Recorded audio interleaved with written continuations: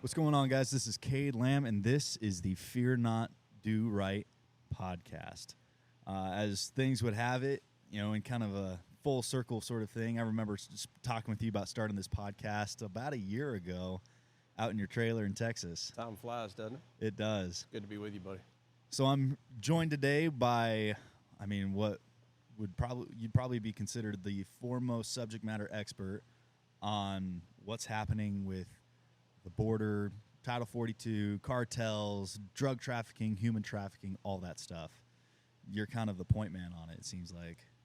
Well, thank you. I appreciate it. Just a frustrated guy like everybody else out there and trying to provide some solutions to problems. But more importantly, we have to talk about the national security implications of what's taking place here versus just the immigration issue. And that's really what I'm trying to do to protect this country. Because Americans should have been told what was coming, and if they had been, we wouldn't be where we are right now. It's not just a border issue anymore. It's really everywhere in the United States is being affected by it, whether people realize it or not. I think that's well said. And Cade, the problem here is that whether we're talking about the immigration issue, which is just one layer of it, the failed border crisis, the evolution of these cartels into a true parallel government, the impacts to the American people are felt everywhere. And there was a time when I was working with the state police in Texas that it was limited to the border region. And for 20 years, we were screaming, we've got problems down here. We've got problems. The problem was the nation wasn't listening. And now it's too late. It's here. What do you mean? So when would you say a lot of the problems that we're seeing now, when was that starting? When was that seed planted? There were major tripwires that took place in 2006 that were missed by the U.S. intelligence agencies. And as somebody that was on the border with the Texas Department of Public Safety's narcotics service, we were embedded right in the middle of it.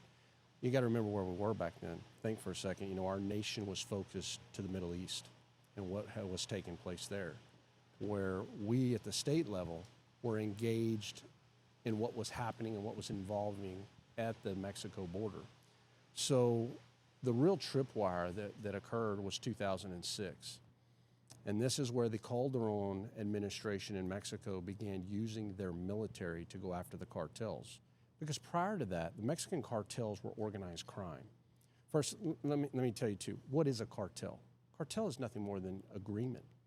It's between different criminal organizations who have united to create a hyper-larger group to work together to either defeat their enemies or, in now where we see them, they're combating the government in and of itself. So the problem is that story wasn't told. And so as they went from organized crime, 2006 was their evolution into an insurgency. And we were stunned, man. I'm working that border, and we're having 6 and 8 hour gun battles on the Mexico side with everything from 40 millimeter grenades. We have first, second generation armored vehicles, 50 caliber belt-fed machine guns, and hand grenades, LAWs, rockets, RPGs. And we're screaming, we've got problems, we've got problems. And at the federal level in Washington, they're saying, we hear you, we want you to know that we hear you, but we just don't see it. And now look at where we are, as we have watched these cartels go from organized crime into an insurgency, from an insurgency into terrorism, which we saw the Los Zetas bring that world to fruition in Mexico, another major tripwire missed by the United States intelligence agencies, and then today as a parallel government, which really that transition into a parallel government occurred in 2015 when Operation Jalisco took place and the Mexican military went after El Mencho, the head of CJ&G, Cartel Jalisco New Generation, in Jalisco. And when they did that, that was one of the biggest failed missions in Mexico's history as they shot down incoming helicopters from the Mexican government. And the real tripwire there wasn't the shoot down. It was El Mencho, who said to President Nieto at the time, if you do that again, I'll come for Mexico City.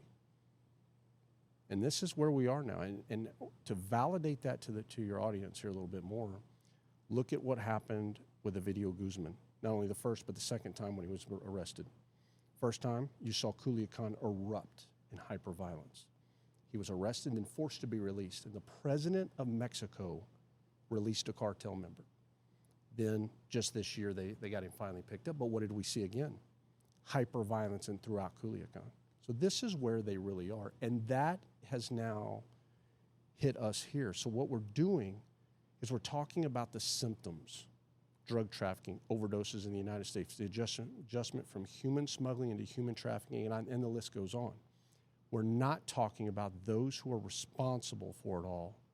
And, I hate this stupid term, the root causes. But if you want to fix this problem, you've got to go after the cartels. And until the United States government does that, you can expect to be exactly where we are, and that this will continue to get worse until we hold them accountable.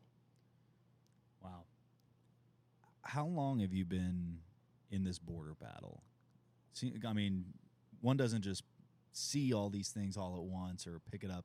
This has been an ongoing process for decades. Where'd you get started with all this? It was never by design. I graduated from the DPS Academy in 1999 and got stationed in El Paso, Texas. From Austin is where I was living. And didn't put in for it. Got assigned there, and that's where it began. And before it was over, I moved 9 times across the state of Texas.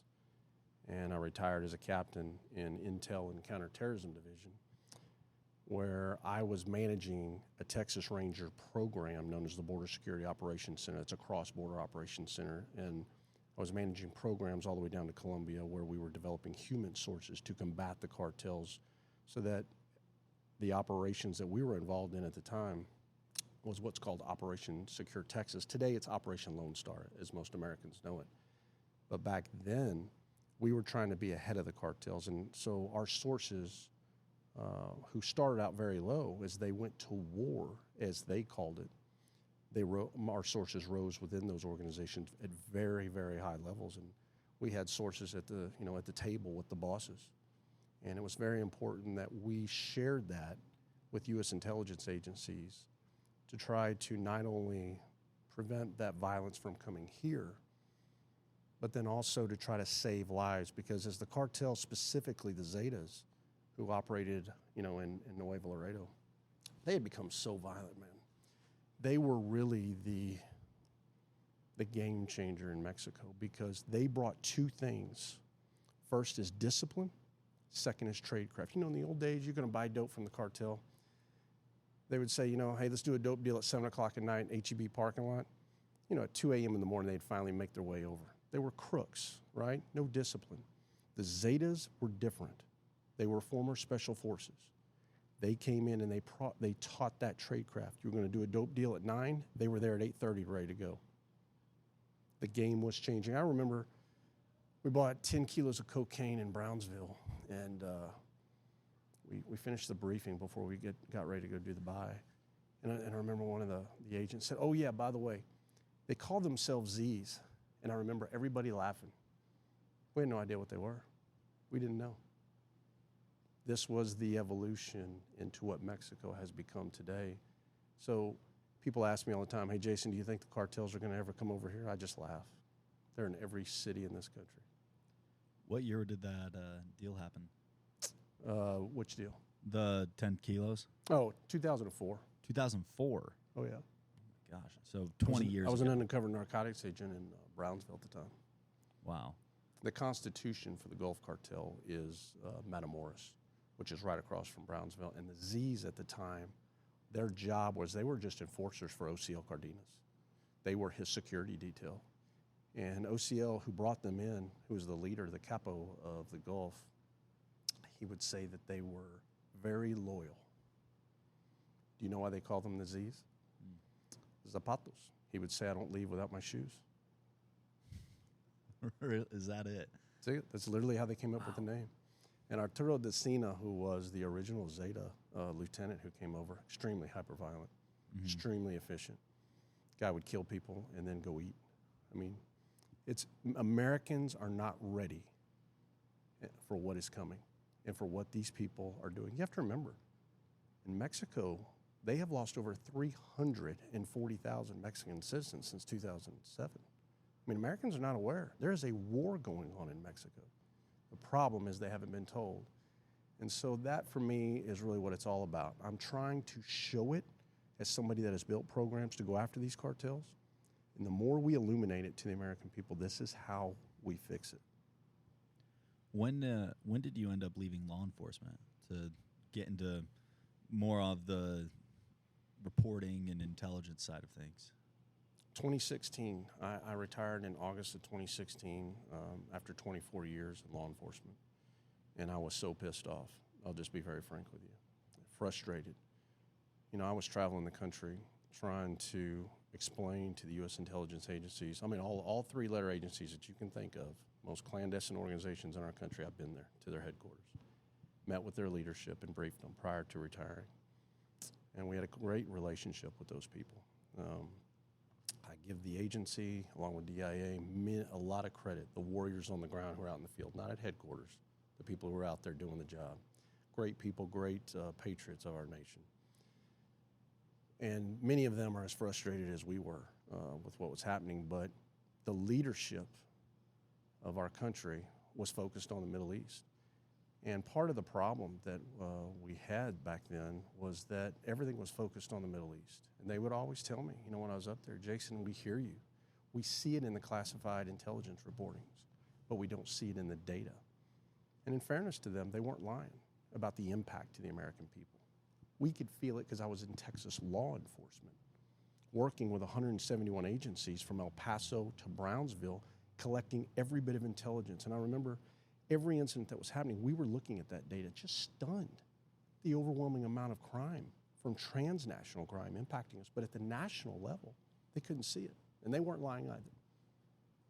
That's so crazy to me how, you know, especially as you talk about the difference at that level between our focus and emphasis on foreign threats, which have all since completely gone belly up in every one of those operations. When you look at 2021 with us leaving Afghanistan, when you look at just what our presence in Iraq has turned into, and then you see, I mean, and honestly, it probably is a greater threat than anything over there, where you have, you know, because I feel like when you look at who the Taliban were, ISIS, you know, Iraqi insurgents, all these Middle Eastern foreign threats, it was never in the Americas.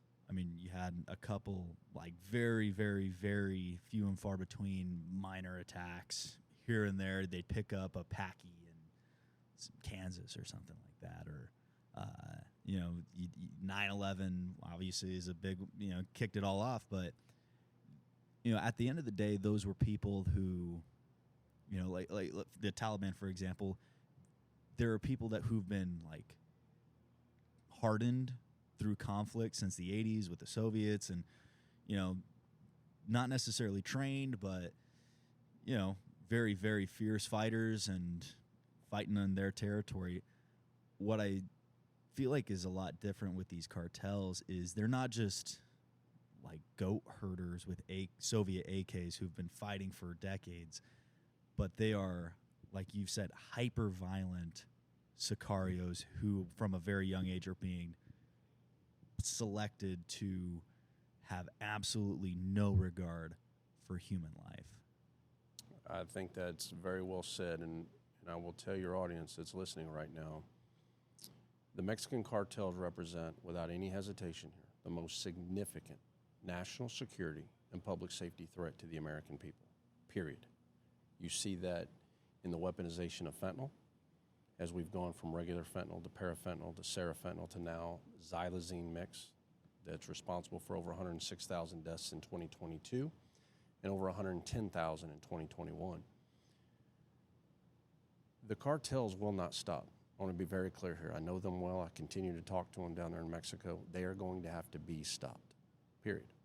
And when you talk about the sicarios and their training they go through, your audience has to understand, in Mexico, we were interviewing a young sicario one time, and I'll never forget this. He was a Zeta, and he was about 20 years old, I guess. This was a hardened warrior in his mind. He called himself as Commando such and such because that's what he believed. And he told a story that it's always set with me, and it was that as a young boy, he was out playing in the street in front of his house with a ball, and he was just kicking that ball around, and barefoot, had nothing, came from nothing. And this guy pulls up in a series of Suburbans, gets out of the car, he's got a security detail, gets out, he's got 2 gold-plated pistols in his waistband, he's got a woman under one arm and a woman under another arm. He walks up to the kid, pulls out a wad of money, gives him a $100 bill, and he slaps him on the back of the head, and he says, "Take care, kid, go take care of your family." And he said, right there, I knew that's what I was going to be. Now, what did that young man see? He saw power. Weapons to these people down there represent power. And for those who have nothing, tomorrow they can have everything. Even though they go through basic, intermediate, and advanced, and they learn to chop up people, they learn Santa Maria, Santa Muerte. It depends on what different cult, different groups are involved. This is how they can burn your face off while you're alive. This is how they can cut your heart out and eat it on camera through their propaganda wings. Let me tell you, what they are doing to these young people to build them into, as they would call it, not from my standpoint, warriors. Americans are not ready for this. They've not been told what has been happening down south. And, you know, you talk to these young people who, in many cases, are very bright people. They will tell you, we are at war every day, and they learn in tactics from fighting for real. Our law enforcement officers, our military is not out here fighting every day for real. We train with great equipment, but we're not fighting every day for survival. In Mexico right now, it's exactly what's happening. So these sicarios are getting very good at discipline and tradecraft, and if they're not, they're dead. This is the story that's not been told. And look, I've been doing this for a very long time. I know them very, very well. And to the folks that are listening out there, please hear me. They will not stop. They're going to have to be stopped. And so that's why when I retired, I went public to get them designated as foreign terrorist organizations. I'm the guy that started that whole thing. Been at it ever since. And if you'd have told me that here we would be in 2023 and that we would be as broke as we are, one, I wouldn't have believed it. But second, the institutionalized cowardice that has occurred within the United States intelligence agencies and within the federal government is astounding. The American people deserve so much better than what they are getting from the leadership. And if you think it's the Biden administration, I got bad news for you. Been doing this a long time. We have got to get these people in the government out, because it's the reason Americans are dying, it's the reason Mexican citizens are dying, and it's the reason that migrants are. And I can tell you many stories of rescues that we did in Mexico, working with Samar, some incredible warriors in Mexico. We all deserve better, including the people of Mexico. Where did all of this start in Mexico? Because there's so many. I mean, you got Zetas, CJNG, Sinaloa. I mean, but it seems like there's organization after organization popping up, and you know, it's one threat after another. Are they all kind of connected? Do they all have similar origins? Are they at war with each other? Well, you know, that's the thing about it. Earlier you heard me talk about how the Zetas were a real tripwire that was missed by the U.S. intelligence agencies. What happened there is that everybody wanted to be a commando, and the Zetas brought that, along with tradecraft and discipline. And the other cartels, who were really drug traffickers at that point, they were forced to either do one of two things, rise or fall. And what I mean by that is that many of them did not have an enforcement wing. You know, they had killers, don't get me wrong, but they didn't have the discipline of basic, intermediate, and advanced tradecraft that was brought by special forces both in Mexico, Guatemala. The K-Bills were a big player in that. We were arresting all kinds of K-Bills down in Mexico crossing into the U.S. who were providing that training. And so all the other cartels then began creating their own enforcement wing. Los Anthrax, for example, that's where they came from. Look, CJNG, you got to remember, they were Knights Templario before, right? Mencho was Sinaloan. And so what was Mencho? He was a Mata Zeta, a Zeta killer. Why? Because all of them had to unite to some degree to go after the Zetas. They were so damn violent. And so everyone, including the Mexican government and the U.S. government, we were all going after the Z's because their rise was tremendous. And then what happened? Everyone else began to have that same capability. And what's really interesting about when you see what happens down there, and I talk about this a lot in my presentations, when you see new trade craft that the cartels develop, and I'll give you a great example of that. 2010, the first car bomb that cooked off in Juarez, just across from El Paso. I was a captain in Intel and Counterterrorism at the time, running the State Fusion Center. And I knew immediately that was a game changer because as soon as they cooked that off, what they did was they killed a civilian, put him in a police officer's uniform, laid him down in the street, began videoing and dialed their version of 911. And as law enforcement and first responders arrived, they cooked off a car bomb.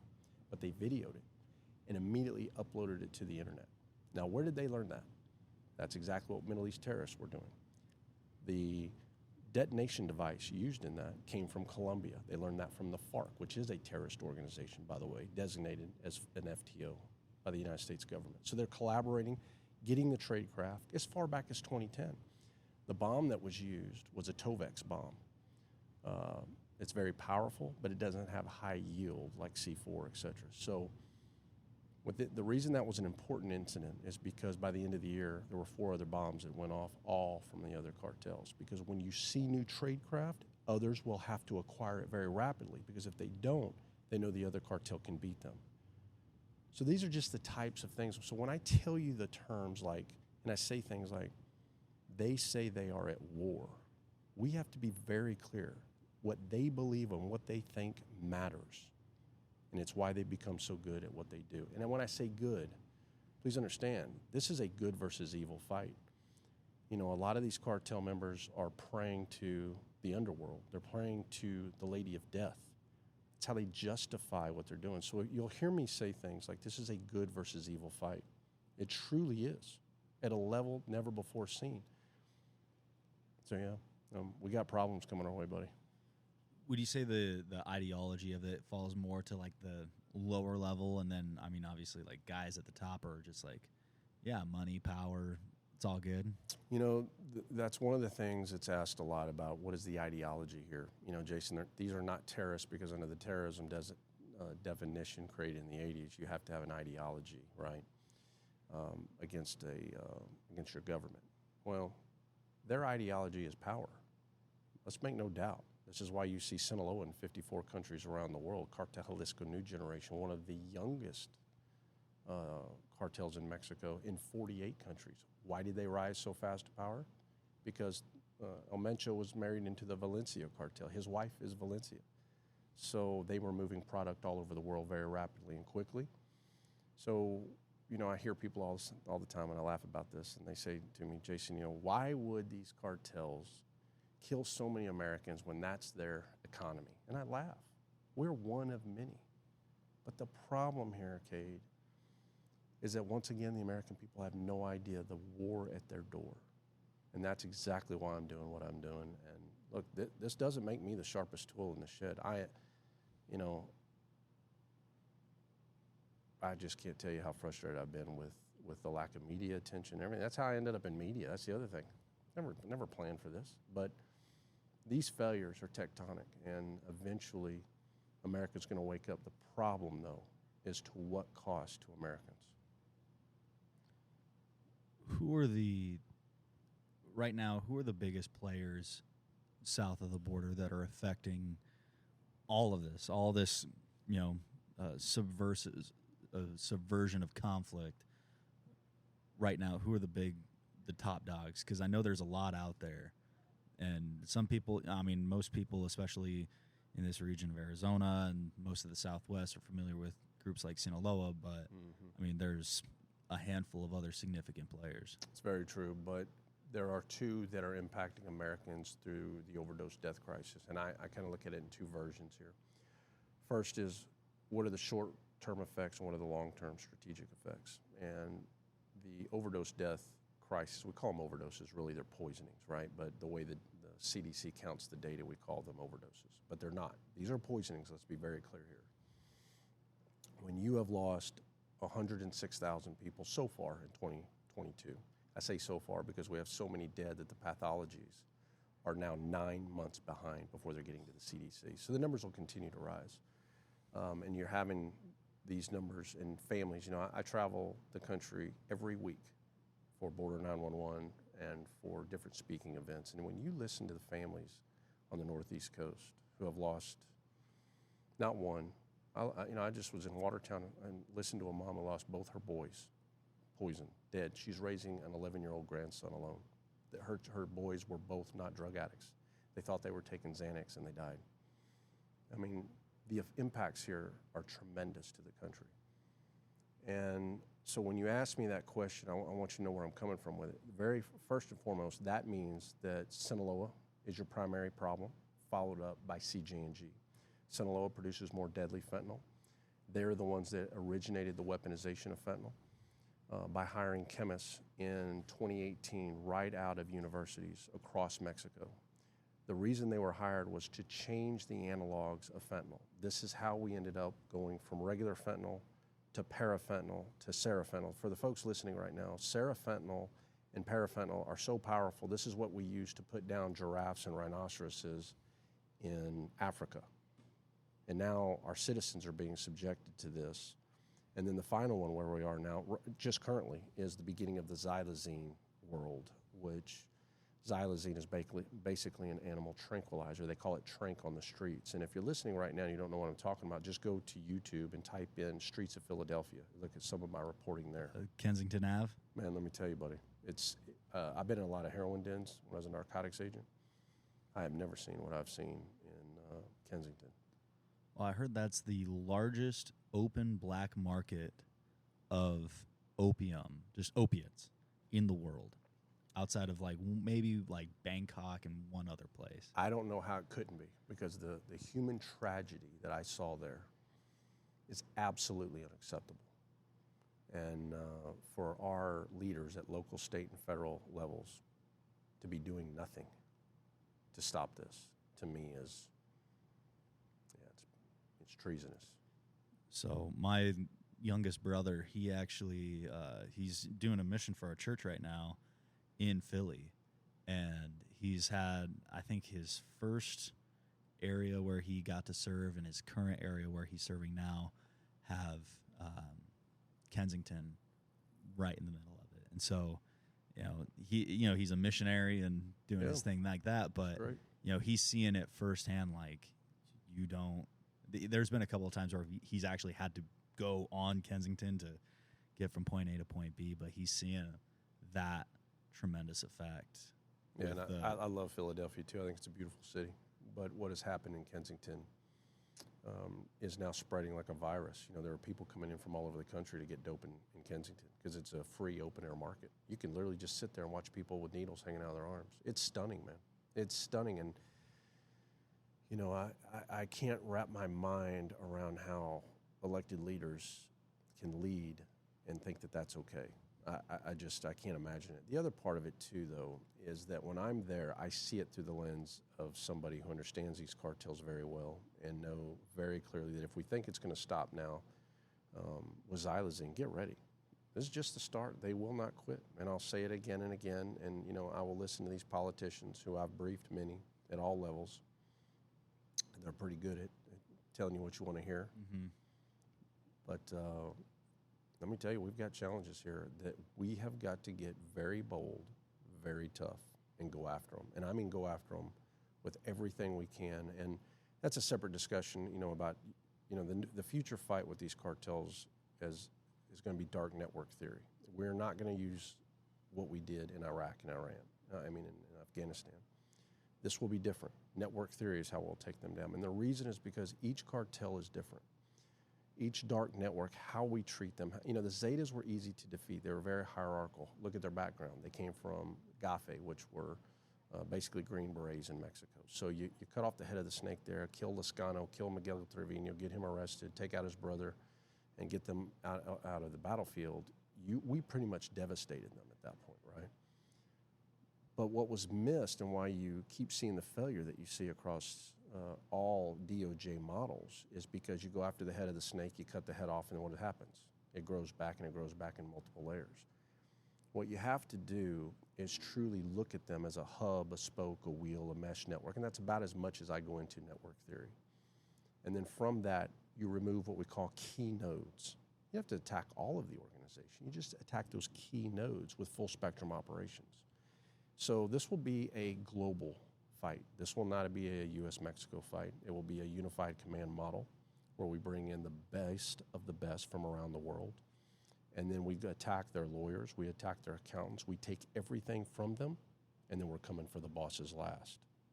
And that's about as much as I say publicly about what we will do and how we will do it. Are there currently efforts on the legislative side to get that done? No. No. Is there any discussion about it at the, on Capitol Hill? Oh, yeah. Well, there's a lot of discussion. There's a lot of talking. That's all they do. And we got to be real honest here. I've been at this since 2016.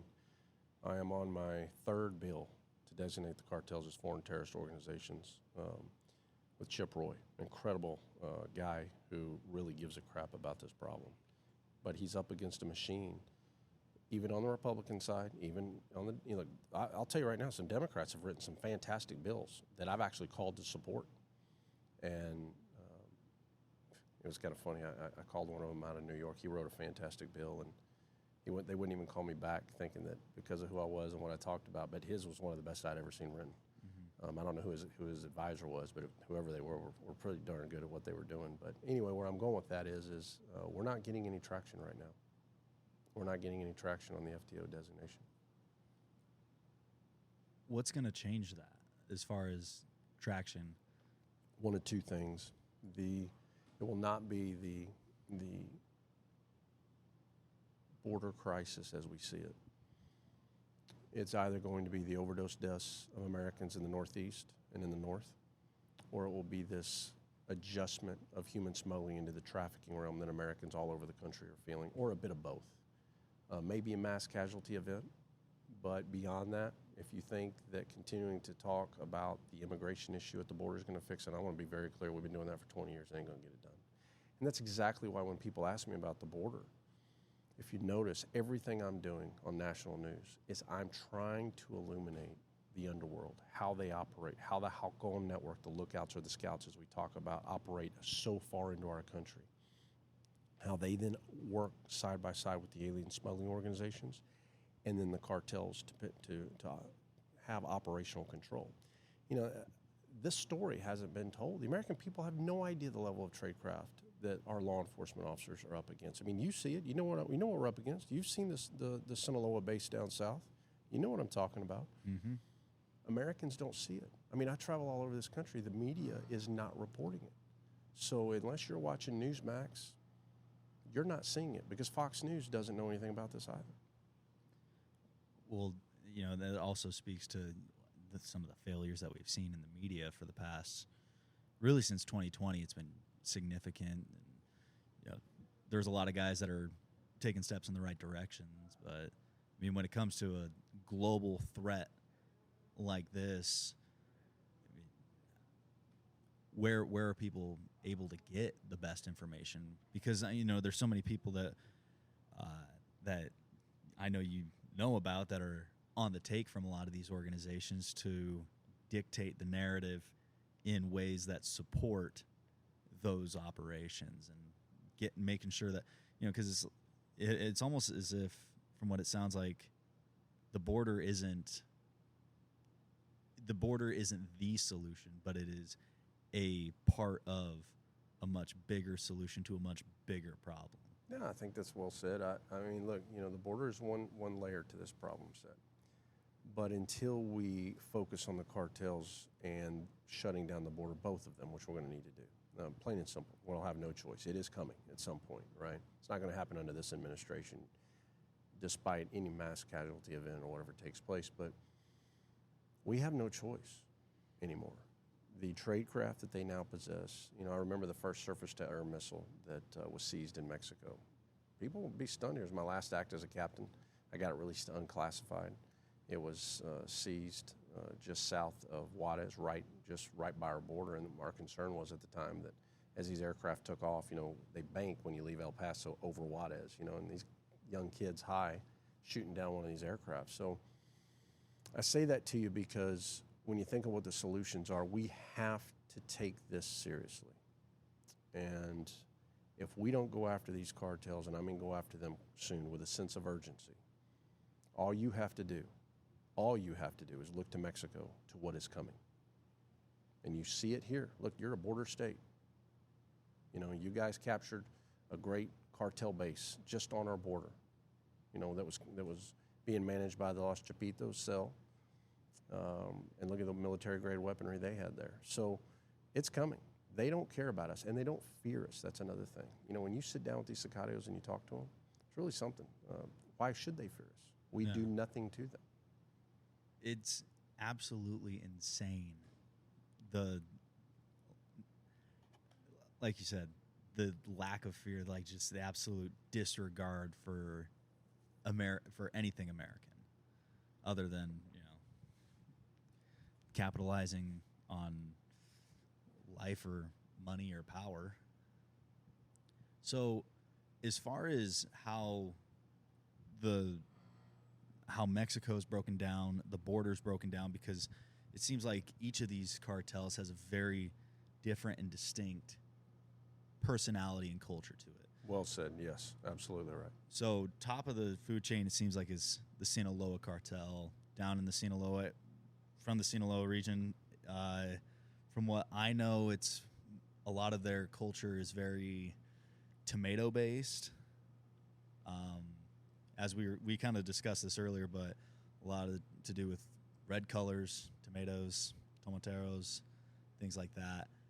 And they're kind of the ones spearheading a lot of this cartel violence throughout, essentially, the world. The way I would look at it is we've got to take down the Sinaloans for the fact of the amount of people they're killing with fentanyl. The most hyper-violent cartel in Mexico is CJ&G. If you look at their growth and you look at the hyper-violence with their elite group and their Delta group, which are their enforcement wings, they are no doubt expanding in growth all over Mexico very rapidly. So their issue to us is the impact to methamphetamine and what they've done creating P2P dope within the methamphetamine realm. And we've got to target those two first. Followed that to then the Gulf Cartel along with the Z's, now known as Cartel del Noreste, because they were forced to rebrand.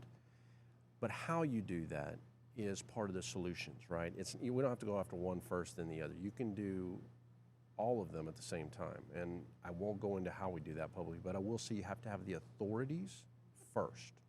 Without the FTO designation, this is dead in the water. Mm-hmm. I want to be very clear there, because what you get from that's so important is that we have to understand we have used the DOJ model. In the Department of Justice model, the way that works is that I go out and I work a 2-year case. I get about 30 people to 50 people indicted. From there, I then get an arrest warrant. Then I have to get what's called a PAW, a provisional arrest warrant, meaning that I'm asking a host nation to go pick these people up on our warrants in the United States. Then you have to work with the host nation, which is their special forces, most elite units of SAMAR, to then hope that they're going to go pick somebody up and then go through a legal fee after we do get them. Let's just say we get them. To then sit in their jails for 5 to 10 years and then hope that at some point they're going to be brought and extradited into the U.S. This has been the model. There's no speed in that system. Now let's go to what I'm talking to you about, why we need to. Now you understand, I'm somebody that lived in that world, pushing intelligence to Mexico to disrupt the Los Zetas, working with the best of the best in the U.S. intelligence agencies within DEA, SOD, different DEA strike forces, working with SAMAR. You see there's no speed there. You're never going to find success there. And that's why we failed for 30 years. With the FTO designation, what we get are 3 main things. First, speed in the system. Because if you're a terrorist in the United States, I don't have to work a 2-year case on you. I can get you deported very rapidly, very quickly. That's a win-win, as we have tens of thousands of them here in our country. And I mean hardcore leadership operators. I'm not talking about your bottom feeders. Second, we limit their mobility globally. Now you're not flying on aircraft all over the world. You're not flying in and out of this country, right? We're putting you on watch lists. You're not riding on boats all over the world. We're limiting that mobility And as somebody that comes from your world, you know what I'm talking about. Limiting mobility is a big piece of stopping what we're dealing with. And third and final, you hear this all the time, and I just laugh at it. Jaeson, we've got to conduct follow the money investigations. Say that slow and like you mean it. Sounds sexy, doesn't it? Follow the money. No shit. We've been doing that for 20 years, but when you do it under an investigative model, it moves very slow. And we as Americans all want that because of Fourth Amendment to protect us when our government, is focused on us. But when we're going after the cartels, we need speed in that system. And so it's going to allow us to go after their assets and their money real time. And then how we do that, I won't go into much detail, but I will say these are going to be full spectrum operations, most of it clandestine in nature. Most Americans will have no idea we're crushing them as we are doing it. And it's the language they understand, and that is violence. And if we don't get there, I'm going to tell you right now, all this that we're doing is spending billions of U.S. taxpayer dollars for failure. And look, let's be honest, to any reasonable and prudent person that's listening right now, you know what I'm saying is true. We've all seen it for how many years? Nothing has changed. So what has changed, though, is Americans are dying. Now, that's the one part of it. The other part of it is the labs. There are hundreds and hundreds of labs. Now, the cartels right now are transitioning from mega labs into micro labs. So now you're about to see thousands. Why are they doing that? Because they know as more Americans are dying, they've got to make the transition so that when their labs are getting taken down, and guess what? Where they're pushing the labs? Into very high-end areas in Mexico, so that when their military hits them, it's on their national television to look like crap against the Mexican government. I mean, these people are no joke. You have to remember, they are led by attorneys, they are led by accountants, and you would be stunned at the level of capability, especially when we talk about tradecraft with their radio programs, which I'll never talk about publicly. It is the lifeblood of their organizations in their operations. And if you think there's a Middle East terrorist organization that has VoIP technology overlaid with multiple layers of encryption that can operate anywhere in the world, I can assure you that is not the case. And that's where the Mexican cartels are, and that's about as much as I say on that. That's absolutely crazy. Well, I mean, it kind of makes sense. The last I heard was that Sinaloa is making $200 million a day. With that kind of budget, you can pretty much buy anything. Yeah, I don't really know what the real numbers are. I mean, look, everyone's throwing out numbers we think that they could be making, right? But you have to remember, they have diversified across the board. And this is why we have to recognize that we aren't fighting drug traffickers. If you notice, you've not heard me call them the Mexican drug cartels. That's something they do. It's not what they are anymore. And it's very important for us to make sure that the audience understands what they are today and how important it is that we go after them and really start to look at them for what they've become. Look, this violence that they are pushing, that it's happening across America as well, by the way, but our system doesn't capture it. So the National Incident-Based Reporting System and the Uniform Crime Reporting System are very outdated models. And that's the other part of why the data system isn't capturing the impact of transnational crime, but yet Americans all over the country are feeling it. How capable is the cartel operating right now in the United States? Because I know, like you said, they have hundreds moving into thousands of these labs. And from what I've heard in different reports and different sources is that there's a lot of Chinese involvement with some of these precursors for fentanyl and xylazine and all this junk. Is any of that being brought into the United States? Yes, it is now. Our borders are so open now that we're seeing labs here now as well domestically for cooking and creating fentanyl, including para and sera. But and then the overlaying, the layering of it with the xylazine, they're doing a lot of that up north already. So absolutely is the answer, yes. And let me kind of explain a little bit of that, how that's come about.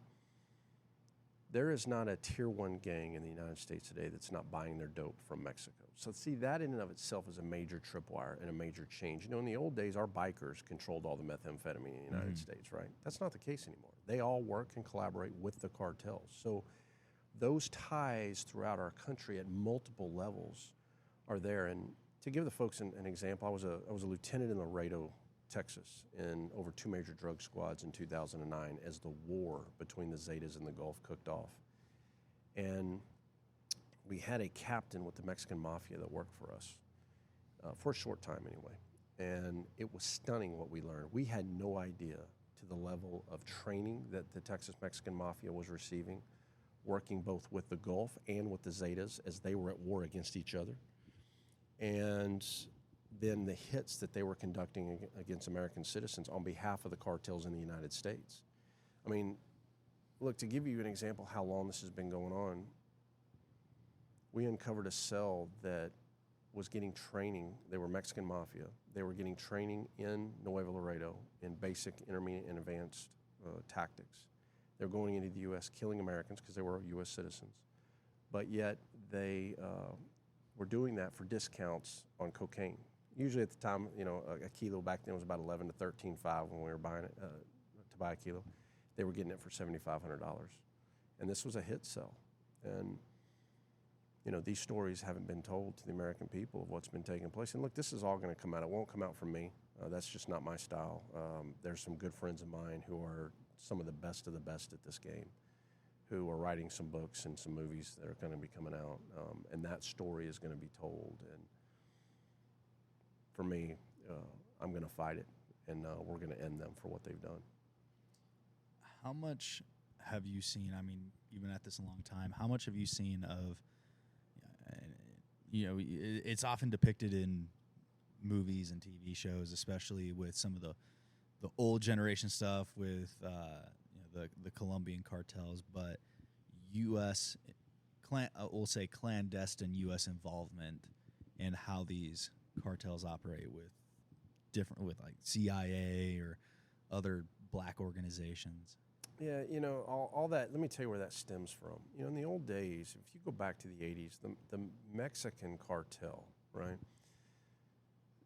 they moved a lot of marijuana. That's what they moved. And so, you know, there's a lot of outcry that the CIA's been a part of all of this. And look, I work closely with the clandestine operators of the U.S. intelligence agencies. These people are incredible warriors for this country.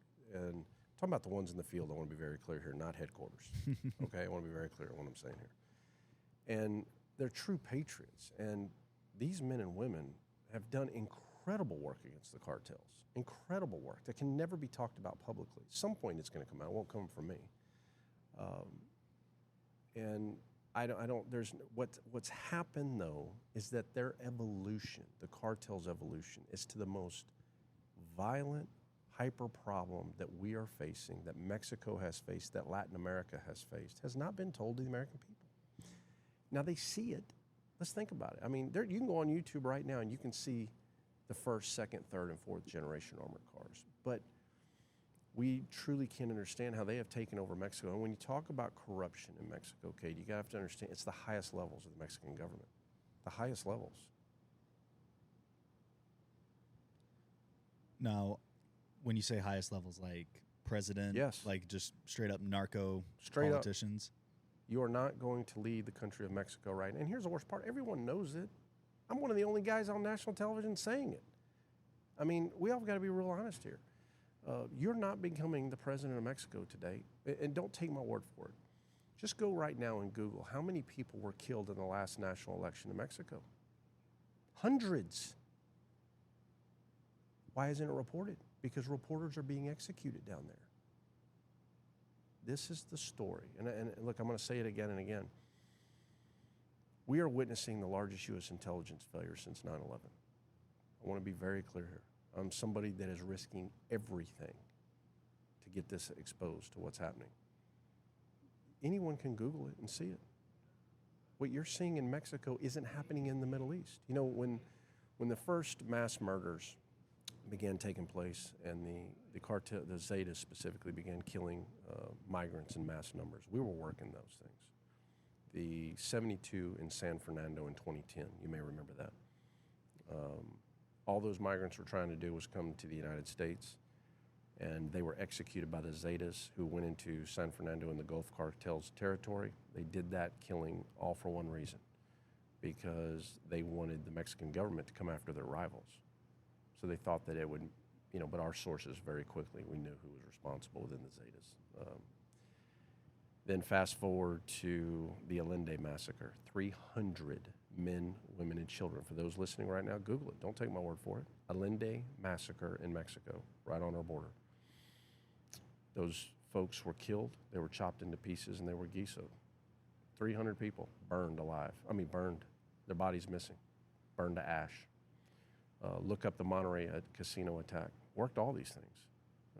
Why did the Zetas kill those people in that small community? Because they believed that there were sources giving up information to DEA.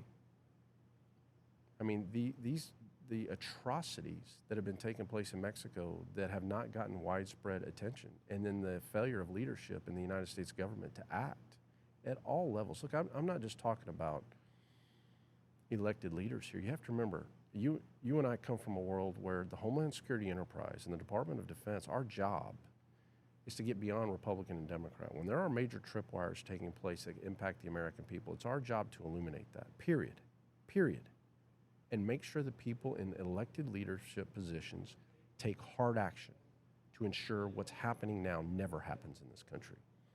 So we are not just dealing with, problems in our country between two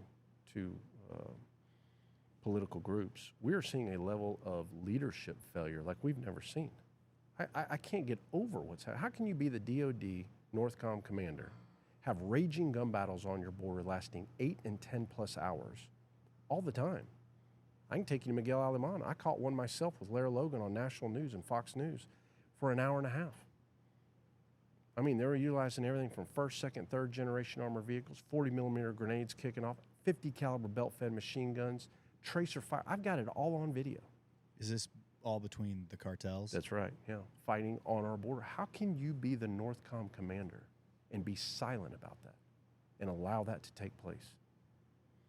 So, when I tell you we've got a lot of challenges, we do, but I also want to be very clear here to everyone listening, and that is that this is absolutely fixable. I've built programs to go after them. I know the best of the best in the organizations who have been doing it. They are close friends of mine, and we're going to get this fixed.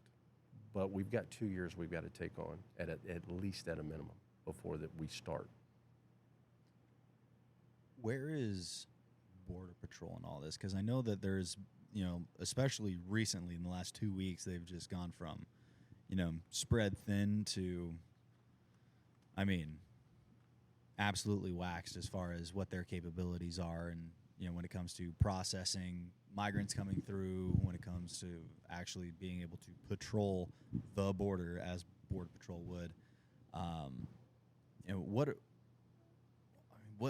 What's preventing Border Patrol from being Border Patrol? Well, it's their leadership, and I just want to say for those of them that are out there listening, listen, I support you. What you're going through and what your leadership have been putting you through and what they're making these people do is not the job they signed up for, Kate. They signed up to protect this country. There's no BSing these men and women. You've seen some of that play out with their Chief Ortiz, who, you saw just totally called out on national television by some of them. As they themselves know that they've been forced to go from a national security model into a migrant care model. And that's what they've turned the agency into. CBP has some of the finest people in the world. They're stationed all over the world. A lot of Americans are not aware that they're one of the largest federal agencies, but their leadership have absolutely neutered them. And that leadership in Washington should be held accountable. And we can name that to one person, Chief Raul Ortiz, along with Troy Miller. I know Troy personally, who is the CBP commissioner. I knew him when he was a lower-ranking guy in the Office of Field Operations. He helped us tremendously with some of the programs we were working down there. But at the end of the day, they are failing the American people, and they are the architects behind what you're seeing within U.S. Customs and Border Protection, and it's not okay because it's impacting Americans. I didn't know the Border Patrol was that big. It's massive. It kind of reminds me of. Remember, they're one division under U.S. Customs and Border Protection.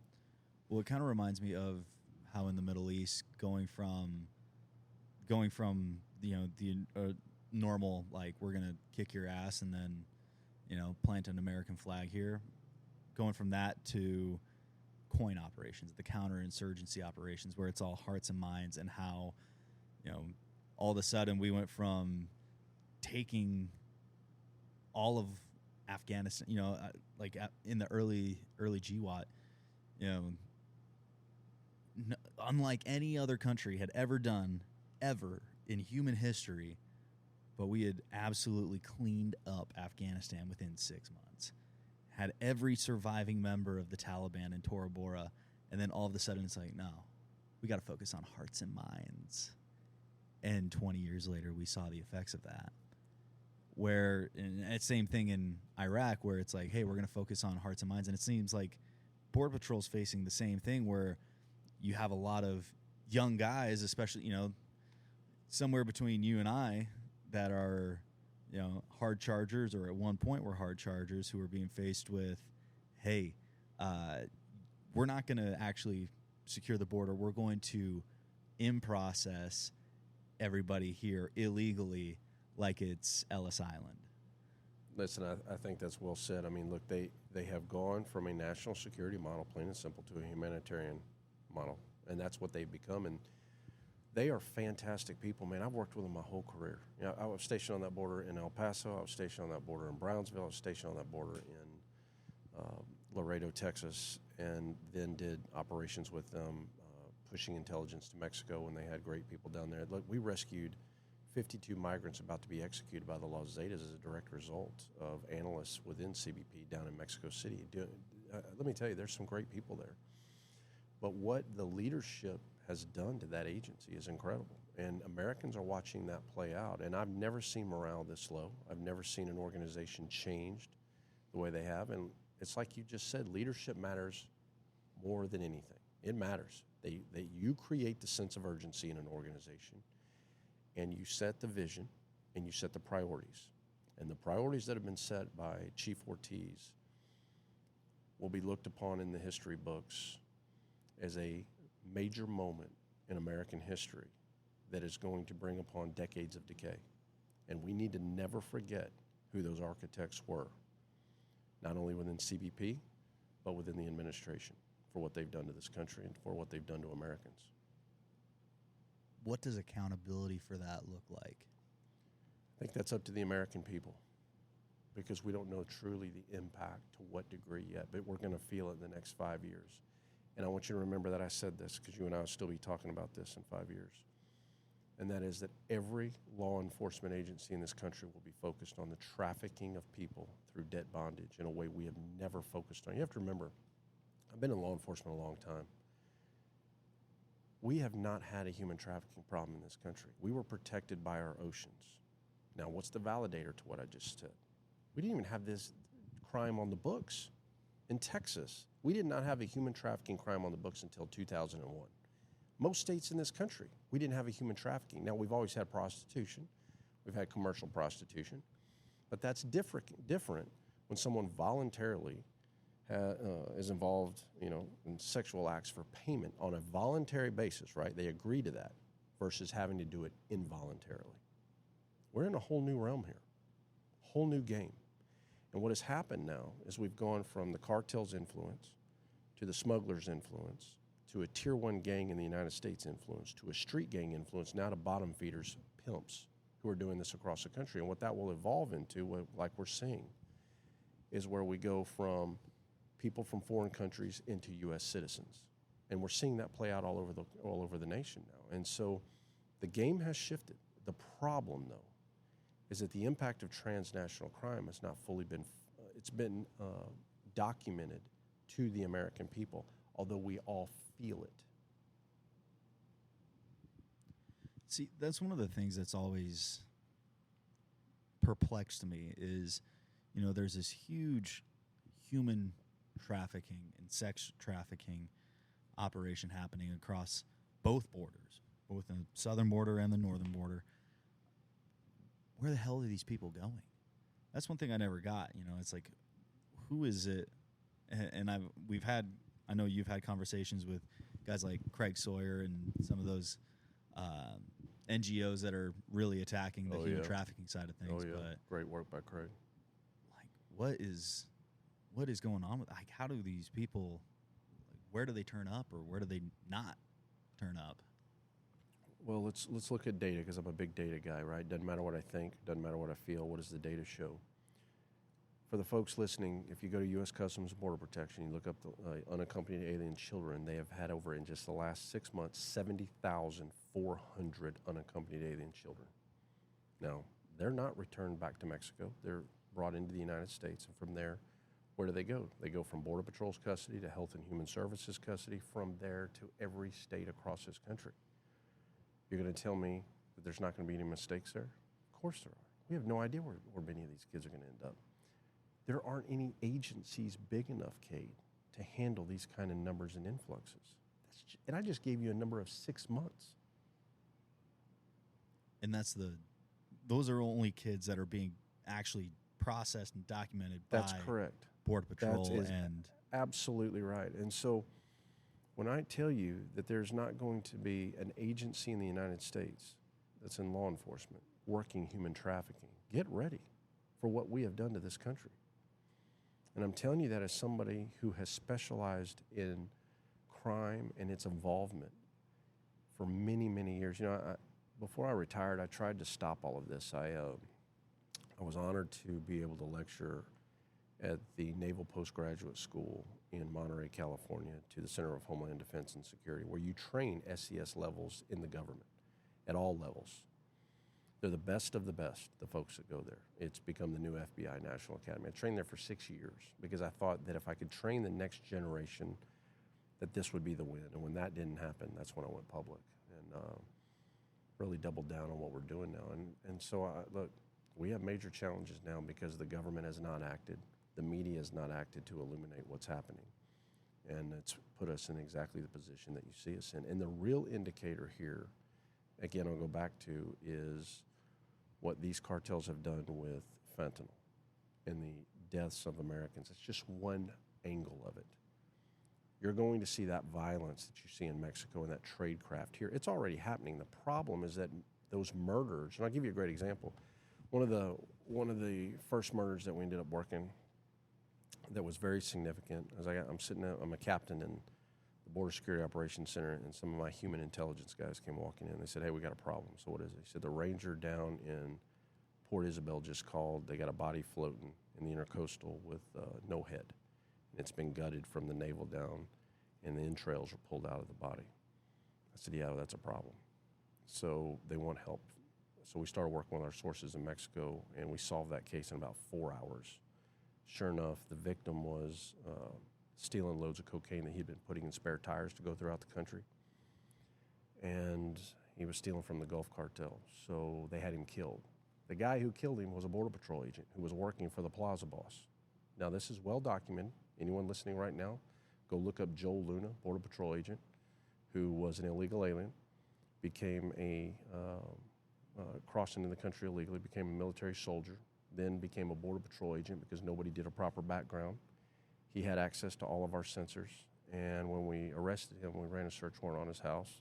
Great work by the Texas Rangers. We found a pistol with all the Gulf Cartel writing on the side, and then $89,000 in cash and some heroin. And so this guy was a straight-up crook working directly for the cartel. Got that one solved. 2013 rolls around, sitting in the office again. Again, I get a knock at the door. Some of my agents, "Hey, we got a problem, Cap. What is it?" We've had a murder up in South Lake, Texas. So folks listening, look up the murder in South Lake, Texas. And I said, "Well, why is that a problem?" They said, "Because FBI, DEA, and HSI is all on scene." Yeah, I said, "Yeah, we got a problem." So get up there. And what was that? They had put a tracking device on family members of a Gulf Cartel attorney who was in hiding. And they had spent months, Cade, trying to find him, putting trackers on their family as far as Florida. It took months, this operation. They finally located him in South Lake, Texas, and executed him at a very high-end mall. Now, look, I could do these one-offs all day. I could tell you about 2018, a grandmother and her, I think it was an 8 or 9-year-old autistic granddaughter beheaded in Alabama. I mean, I can do this all day, but the problem, see there, is that data, what does it count as? It counts as a murder. It doesn't count as a murder linked to the cartels in Mexico. So the impact of transnational crime is not collected. Everything we've talked about here today has not been collected under the Uniform Crime Report. Now, the new system known as National Incident-Based Reporting System is much better. It captures 52 new index crimes, but not all agencies submit to it. So if we as a nation can't get the little things right, we are never going to get the big things right. And transnational crime moves at such speed, Americans would be stunned at how efficient these organizations are moving product into this country. Absolutely stunned. That's so crazy. What do you think is making more money for the cartels right now? Drugs or people? I'm going to say drugs. You're going to hear the opposite from all the so-called experts on national television who've never interviewed a cartel member. But you have to remember, I look at it as a global operation, not as a U.S.-Mexico operation. So what they're telling you about is their adjustment from human smuggling into the trafficking of people. There's no doubt they're making billions on that, and they will continue because people are the gift that keep giving, as they tell me when I talk to them. But in the drug world, you have to remember they're global. They're moving product all over the world. And so no doubt they're making more money there. That is their cash crop still. But this is a new game. And over the long run, this is the gift that will keep giving. And these people who are in debt bondage to them are going to be paying for years, if not decades to come. So we're in a whole new realm as a nation. And that's why I say I am tired of attacking the symptom. We've got to attack the problem. And for those of us who have done that, we know exactly what needs to be done. Wow. So when you say debt bondage, would you say that the what it would seem like is, because you and I, we've both come across migrants who are paying to come across the border, and you run into folks like that. And from what I've been seeing, the going rate is anywhere from like $9,000 to $20,000, depending on where you're from. And I'm sure there's a couple of one-off countries that are more than that, but around somewhere between $10,000 and $20,000 per head to come across the border from the cartels. And these people are not coming from very affluent situations. And it's almost like, it's like unto if you're not familiar, the Chinese Belt and Road Initiative, where they're giving billions of dollars out to all these poor countries that they know can't pay it back, but now all these poor countries are on the hook to be Chinese assets in whatever strategic location they're in. Where these people, they're not necessarily, they may be good in heart and not ill-intentioned, but they're caught under this whopping debt that they'll never be able to make back, whether it be from where they came from or here in the United States as a undocumented person. You're kind of left to the whims of your ruler. Yeah, and that's exactly where we're going to be. So for the folks listening, what has happened when we talk about human smuggling, human trafficking, a lot of people are not familiar with how that's different. So let me kind of cover that. In the old days, human smuggling is the movement of a person from point A to point B, and that's voluntary. I'm going to pay you. We agree to be moved from point. And when that's done, this transaction is over. Mm-hmm. Okay, I've paid you to do a service for me, and that's voluntary. That's human smuggling. The trafficking of people is where it gets a little different, and those two offenses overlay very routinely. The trafficking of people is different. So there's three forms of human trafficking today. First, most Americans are familiar with commercial sex, right? Involuntary, by the way. Now, what they're not familiar with mostly is the labor, what we call forced labor is the second one, and then the final version, which is what we're talking about here, which is debt bondage, okay? So in the old days, the way it worked is that the cartel didn't give two shits where you came from. You're going to cross that river, who cares? They're more of a drug game, right? But they would let the alien smuggling organizations work in their area, and they'd pay them the tax or the peso per hit. So to cross that border in South Texas, just to give you an example, it'd run about $100.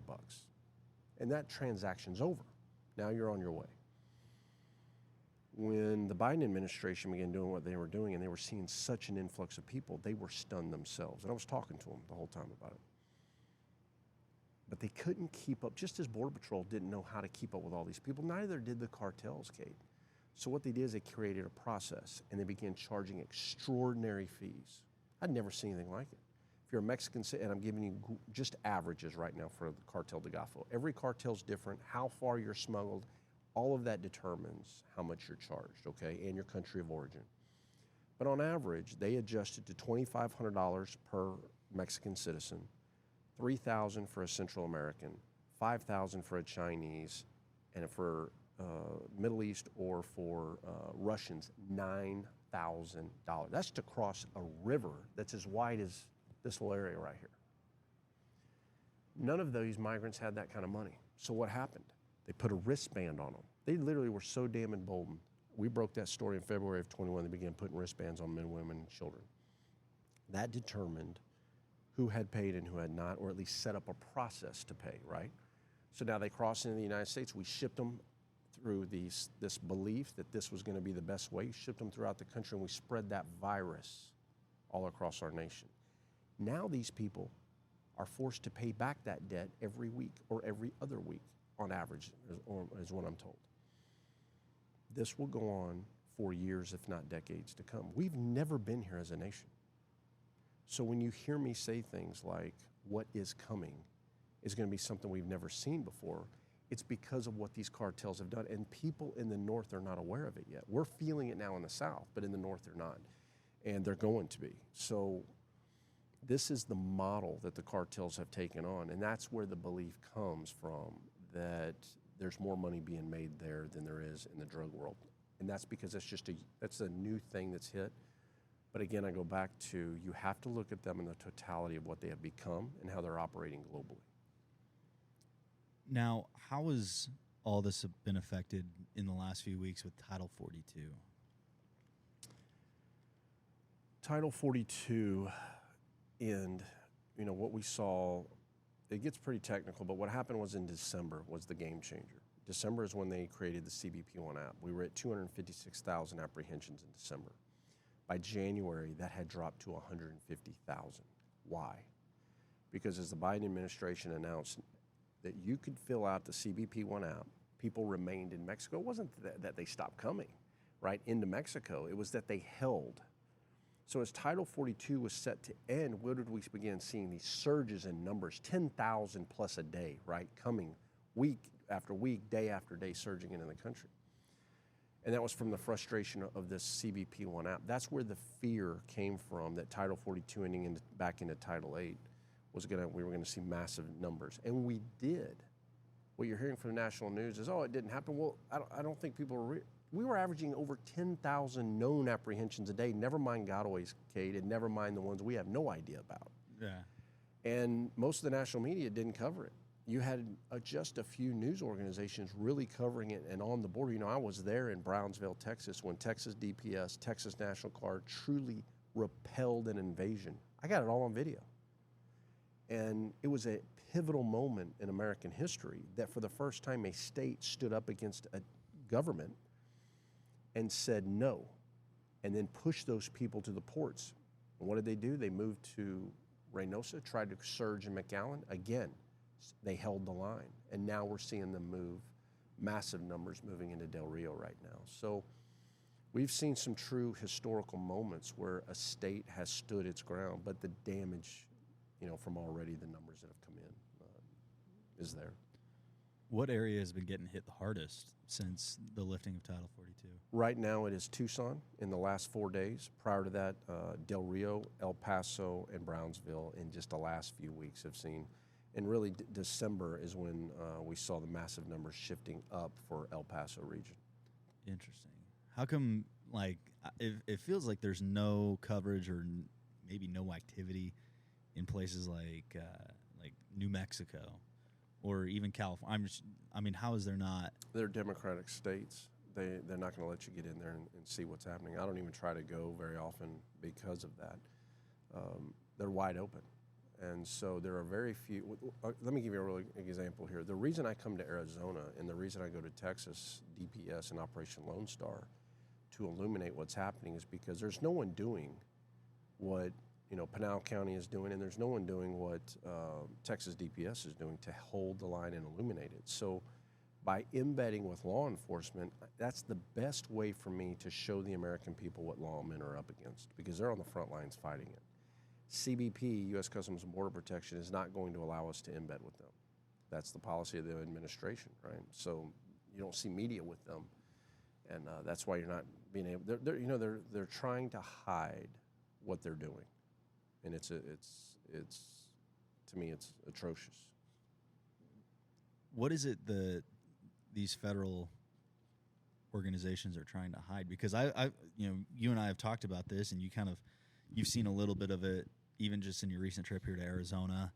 And there's been reports from some of our other, sources that you and I share that when it comes to, there's groups that'll go down to the border, they'll, assist in rolling up, whether it be smugglers, migrants, just, like extra bodies that are able to kind of manage the situation.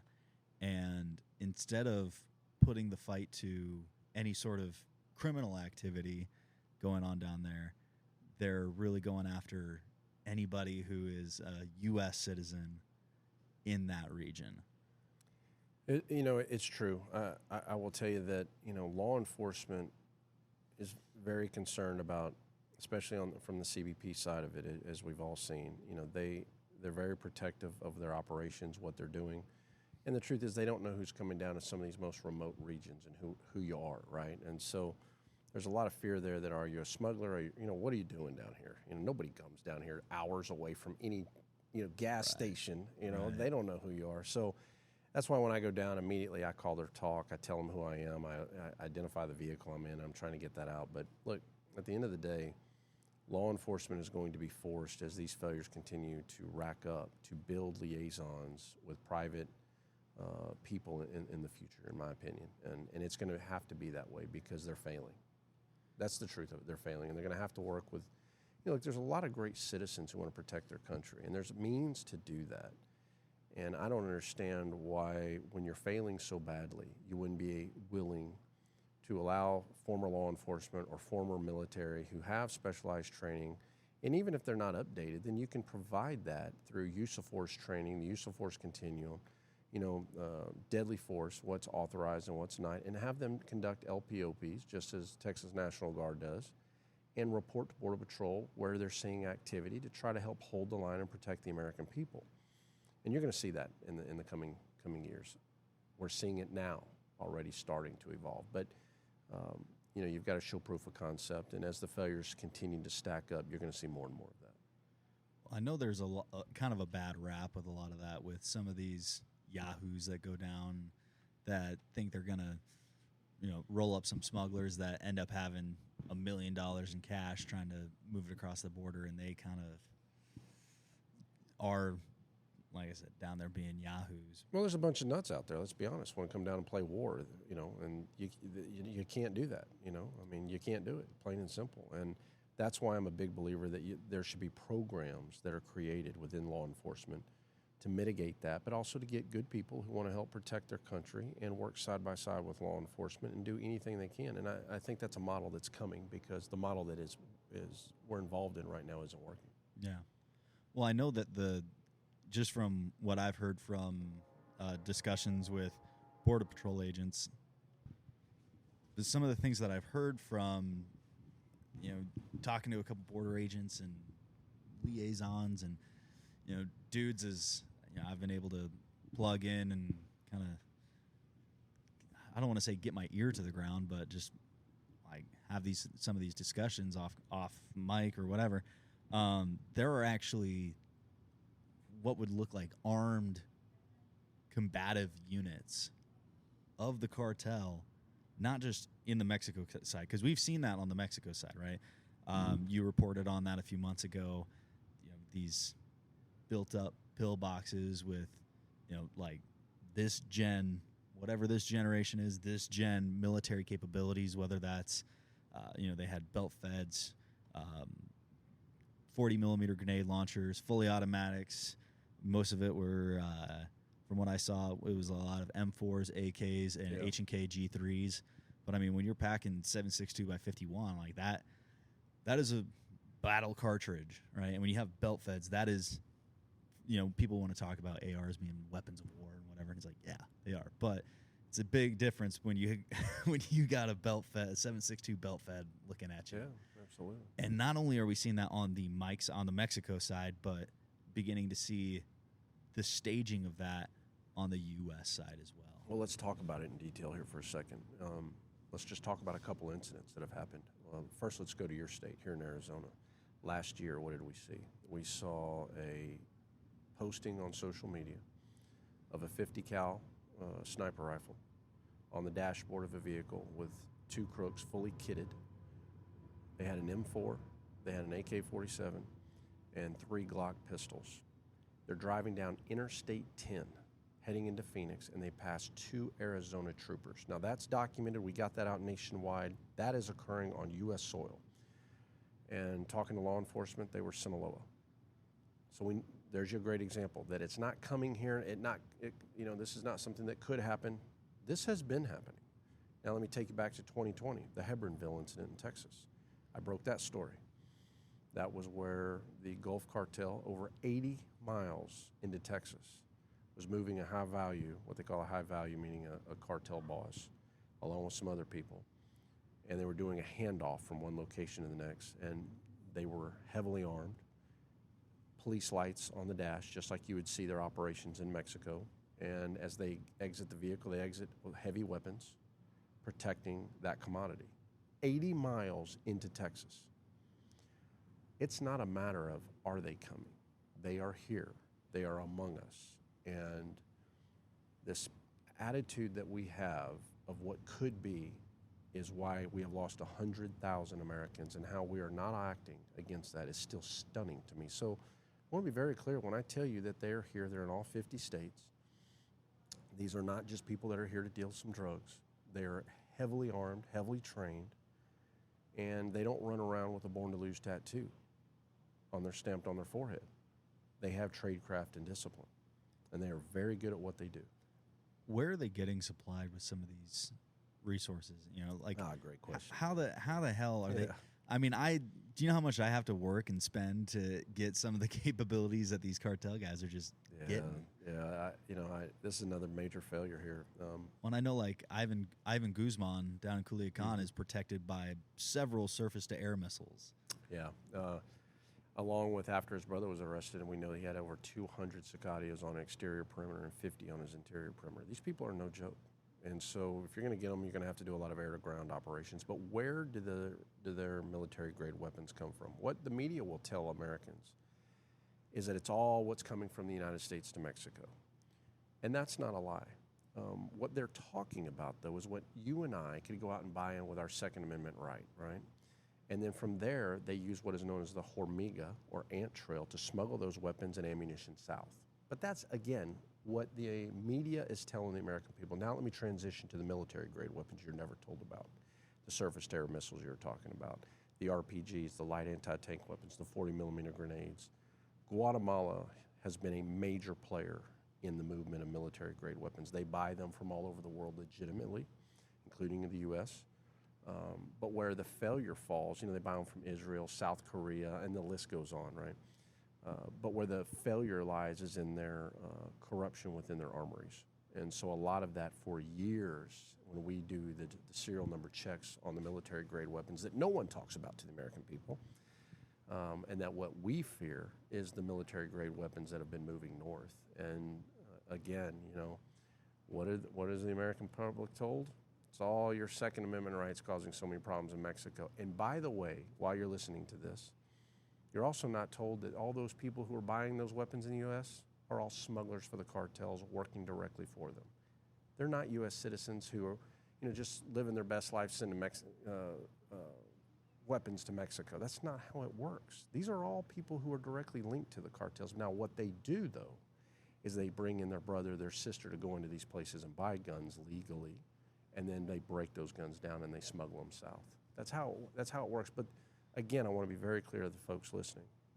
What you and I should be concerned about are the military-grade weaponry, because that's a game-changing situation. You talk about the hand grenades, the training they're receiving, the 40-millimeter Mikes. They're using it. Listen, you're not going to hit a house in Mexico that's linked to a cartel member where he doesn't have a 40-millimeter grenade. The grenades are very important in disabling the armored vehicles. And that's why you see them going from first to fourth generation, because they will tell you when we're sitting down talking to these Sicarios that mobility is life. And that's why they haul ass in their gun battles everywhere they're going. They've learned this tradecraft, Kate. And now we're going to see that played out here in our streets. It's coming. Now, where are they learning this trade crap from? Because that's Special forces from all over the world. From all over the world. All over, man. U.S. Including ours? Of course. Former guys from the U.S., Mexico.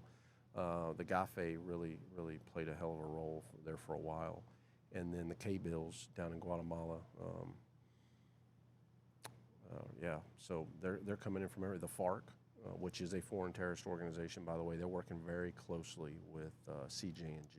A lot of training going on there. So when you hear me say discipline and tradecraft, that's where they're getting it from. Well, I've also heard, this isn't, I haven't seen this verified, but from opportunities that I've had to talk to people who've come from the border, it's the southernmost state in Mexico. Chiapas. Mm-hmm. That, recently there was a group that, I'll talk to because they get really, really solid information. I know you talk to them from time to time. And a lot of the migrants that they had that coming through the border, and it was like right as Title 42 broke, a lot of, I would say 90% of them were coming from Chiapas. And what they were saying was that right now there's like a 4-way street fight. And when I say street fight, I mean full-scale military conflict between communist militias, Mexican government, the cartels, and then private Mexican insurgents, if you will, who are kind of just like, hey, stop messing with our community type people taking up arms. But you have this like 4-way conflict. They were reporting that, they were saying that that's why they were leaving Chiapas and coming up into the United States, because they were having communist militia groups, the government, the cartel, and then local insurgents all fighting it out for Mexico. Yeah. Look, that's happening in every state in Mexico to some degree. People ask me all the time, Jason, should we go to Mexico? My answer is no. There's too many great places in the world to go. Why would you risk it? The amazing resorts. Mexico is an incredible country, man. It's an incredible group of people down there. But why would you risk your family and others to go to these great resorts in Cancun? They are not safe any longer. Just look up some of the violence that's been taking place in Cancun, people that have been killed down there. It's not worth it. Now, I know people are listening saying, Jason, I just got back from Cancun. It was just fine. Okay? I'm glad that worked out for you. But is it worth it? Is it worth it to risk it to your family? And the other part of this is we have to hold Mexico accountable, Kate. They can't side with these cartels, make money off these cartels, and then expect the American people to keep coming there, along with other people from around the world, and risk their lives. And it's time that this issue be addressed. Let me rephrase that. It's far past time. I know that you've been able to get a couple of really cool things put together, especially in the last few months. Like I said, that shared source that we had in the story that you broke, where there were the fighting positions, those patrol bases dug in. The Chapitos, down there just south of Aravaca. Yeah. What ended up happening with that story? We actually broke that multiple times, and the first time nobody cared, right? And then went back out there, and we actually got them on video shooting at one of the drones, and that went viral. And as a result, the Mexican press picked it up, and the Mexican government ended up coming in and just wiping them out. And now you can go back there, and we got it out again just about a month ago, showing those fortified positions just black, where they came in and just took them out. And I love it. I think it's fantastic. I mean, look, we've got to understand something. These are people who have no problem killing the people that you love in your life and will never think twice. They'll go and eat lunch. So we have to be very open and honest about, why did it take a news reporter to report what's happening in our own government not act? And as we speak right now, they're rebuilding those bases all over. And no one's doing a damn thing about it. So when you hear me say things like the failure and the institutionalized cowardice and where's leadership, this is what I'm talking about. This is stunning and pivotal moments in American history. We've never seen this kind of thing allowed so close to our nation and now throughout it. And leadership is missing in action to address it, to openly come out to the American people, explain what has happened, as I'm doing here, and what we're going to do to fix it. Instead, what do you hear? Well, we're creating indictments against the Chapitos, right? They worked 2 years to create a indictment on 30 people. The Sinaloa organization has thousands of people. You're going to get 30. Okay, let me know how that works out to end that. Everyone, any reasonable person listening right now knows it's going to do nothing. And so, yeah, if you can't hear the frustration in my voice, then I'm not doing a good job here today. So to the average American, especially those in border communities, and by border communities, I mean really, those California, Arizona, New Mexico, Texas states, and even like Louisiana, Gulf of Mexico there, or down there in the Gulf. It seems like this insurmountable problem. Like what could I do, right? Or what could a single mom listening to this do about what the drug cartels are doing, or not the drug cartels, but the cartels, these foreign terrorist organizations? How can they have any effect or control, set the conditions for this situation that they're living in? What can the average American do to take action in their lives and in their communities against what we're seeing on the border and from the cartels? I've been working with a lot of these people for a very long time. I have a name for them now, and I call them the forgotten and abandoned Americans. They truly have been. What farmers and ranchers along our border have been going through is absolutely unacceptable. There's a family just outside of Del Rio, Texas, in a 2-day period had 1,900 people apprehended on their ranch in 2 days. 2 days. You know, I could do these all. I could tell you these things all day long. A doctor just outside of Corpus Christi, who owns a ranch near a Border Patrol checkpoint, who has had hundreds of dead bodies on his property because he's right in an area north of the border that is like just a heat wave right there. There's not much air that continuously blows through, and you're basically in a heater. And people are dying on his ranch for years. So what can you do? And what I tell people who live along the border region is you've got to show it. It's the same concept that I have. Don't listen to anything I say. Look at what I show you. I'm a firm believer in if we illuminate it, we eliminate it. And the more we show the American people, it's why I've been here I'm going on day 17, just so you know right now. I'm in my second state in this border initiative here. And the reason for that is because if we see it, we believe it. We have all been lied to from media across this country. And so if you're tired of it and you're dealing with it and you're listening to me right now, you've got to show the American people what you're going through. You can't talk about it. And there are game cameras that these folks are buying, and they're posting it online. They're posting what they're going through. The other part to that is you've got to get representatives who are going to come out and really start fighting for you. Because, I will say it again and again, and it's not just in the South. In the South, we feel it through the lens of what you and I are talking about right now, also the adjustment from smuggling into trafficking. But in the North, man, I wish you could hear these families, what they're going through. In September, I'm going to be with the Lost Voices of Fentanyl. And families from around the country who have lost their children to fentanyl and methamphetamine and things, they're going to tell their stories, and I'm going to be there with them. But, the impacts to transnational crime in these cartels, I'll just say it again and again, I cannot get over how we've allowed this. That was almost my family. I do.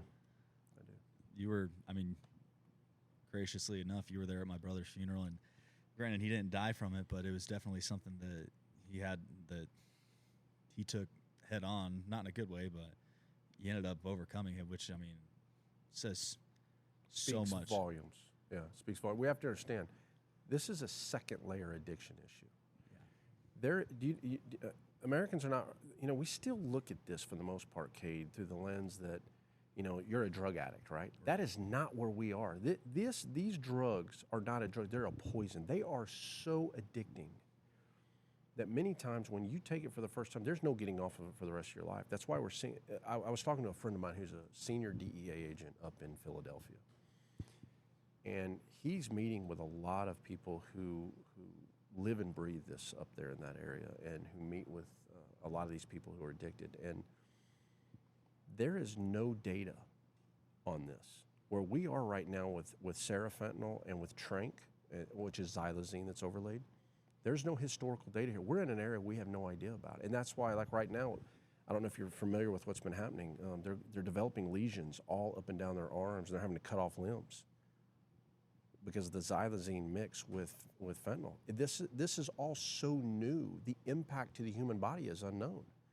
And look, it won't stop. There are 5 different zine categories of new drugs that are out from China that we've only experienced Trank now. The other 4 are coming online. And when they hit, and it goes back to what you heard me saying earlier about the cartels will not stop. They will have to be stopped. And this whole thing about China, that's not a lie. But here's the problem that you're not told, is that the cartels have already adjusted to work with Malaysia, Bangladesh, India, and Pakistan. So they've already worked around getting chemical precursors from China. But the problem is Washington wants you to think that China is the root cause of every evil we've got here right now. And I'm not taking away or making light of what China has done. I want to be very clear on that. China has played a major role in the addiction issue and the deaths in this country, no doubt. But what we're forgetting is this: how a non-state actor is working with state actors all over the world. And so as we see the influx of people into this country from over 161 countries in the last 6 months, new relationships, new tradecraft is being forged, Cade. And, you know, I listened to Washington talk about, hey, we're going to put embargoes on China's, you know, goods coming into Mexico. Okay, go ahead, good luck. Let me know how that works out for you. But the root problem here is the cartels, their ties, their links into the U.S. If you don't take that on, you're not cutting this problem out. It's a cancer. It's got to be cut out. That's so crazy. So as this problem, I mean, unfortunately, it's not going away anytime soon. And your role in this fight is only going to have a much bigger impact as the time goes on. Where can people find you to find information about developments, protocols, how to combat this? Sure. You can find me at jasonjones.com. That's Jaeson Jones.com. Or you can go on any of the social media sites and you'll find me there. I post almost every day trying to illuminate this. But I want to say one thing here before we close, and it's very, very important that Americans have to hear me on. And that is that this is absolutely fixable. From somebody who has developed programs to go after these cartels, working with the best of the best in your government and with the government of Mexico. Don't think for a second we can't fix this, and fix it very quickly. But with that being said, we're going to have to get goddamn tough. Where we are right now, this is a true good versus evil fight. They can't burn people's faces off without what they're doing into the underworld. And when you hear me say that it's a good versus evil fight, we're going to have to bring in all faith-based groups, everyone. I truly mean that. And for the families that are listening to me right now, I want you to hear me. And that is that there is going to be justice for what has happened to so many Americans, so many Mexican citizens, and so many migrants coming through Mexico, and what these cartels have done. We are going to build a unified coalition globally. There will be nowhere they can run. There's going to be nowhere they can hide for what they've done. And we are going to take everything from these cartel bosses first, and then we're coming for them last. And there's going to be justice for these families. That's where it's coming to. And shame on them for what they have had, because there's going to be nowhere in the world they can hide. And I want you to know I truly believe that, and I'm not going to stop for 1 second until we make that happen. That's powerful. Well, you shouldn't have to hear it from a retired guy. You should be hearing it from leadership right now.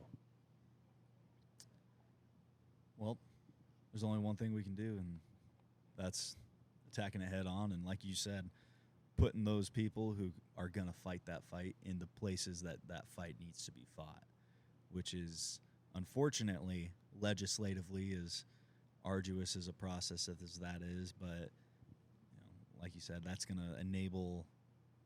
Seems like that's the only way to enable the American people in a way to actually take a kinetic approach to solving this crisis, not just on the crime side, but also on the humanitarian side. The first tripwire for everybody listening that's coming is when we get the cartels designated as foreign terrorist organizations, and then shame on the bastards. Well, Jason, I really want to thank you for coming on the show. We've talked about doing this for a long time. You're actually one of the first people I talked the idea of a podcast to. Well, congrats, man, on it and the success of it too. Really, I really thank you for coming on, and this has been absolutely fantastic. For those of you listening, if you want to support the show, you can go to fearnotdoright.com. We got merch and hopefully more merch on the way. You can find us online or on social media at Fear Not Do Right. This has been the Fear Not Do Right podcast with the one and only Jaeson Jones. Thanks again for coming on the show, Jason. Great to be with you, buddy.